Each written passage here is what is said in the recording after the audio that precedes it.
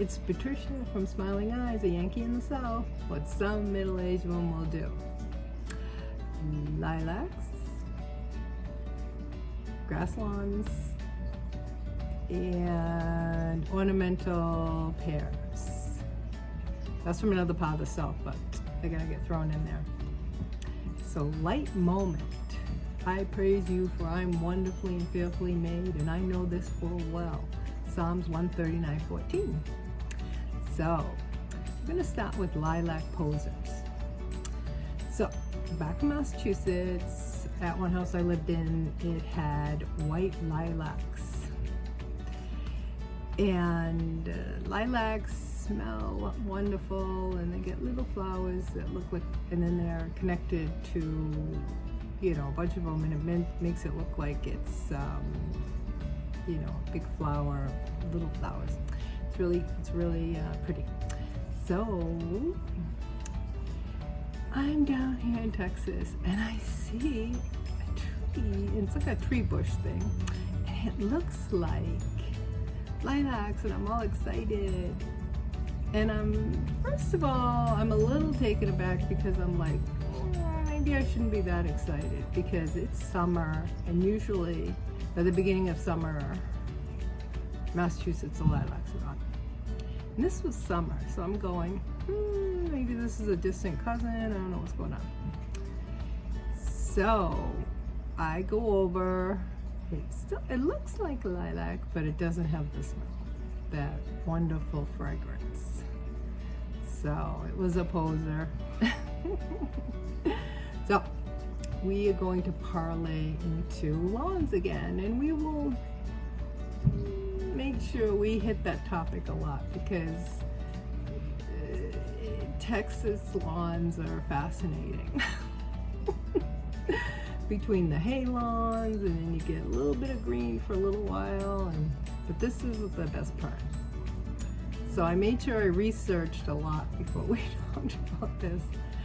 So I went for a bike ride, and I told you how the rain was going on.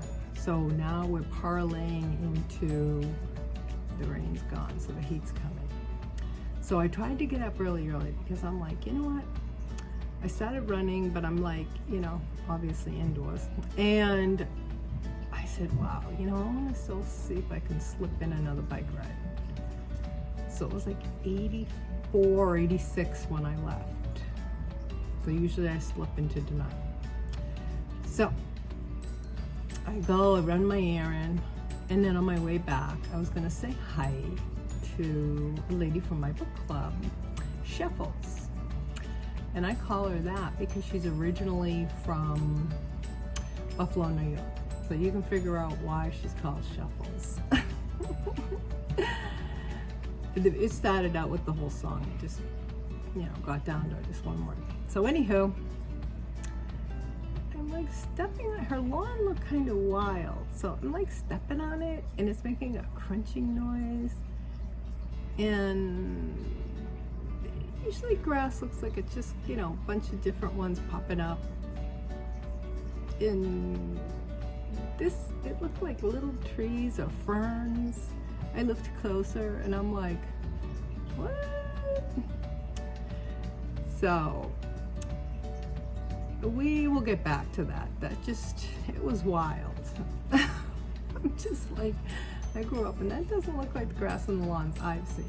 So voila, another, you